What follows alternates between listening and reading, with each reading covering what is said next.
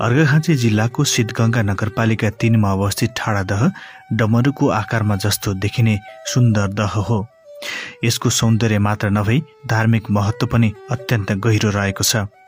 धार्मिक ग्रन्थ अनुसार विशेष गरी वराह पुराणमा त्रेता युगकै समयमा यसको महिमा उल्लेख भएको पाइन्छ।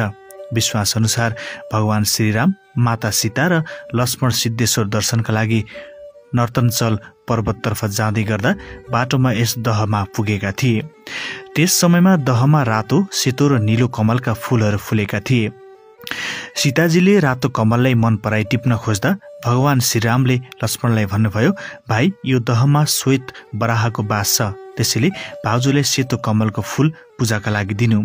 श्रीरामको आज्ञा अनुसार लक्ष्मणले सेतो कमल टिपेर सीतालाई दिए र सीताजीले सोही कमलको फूलले पूजा गर्नुभयो।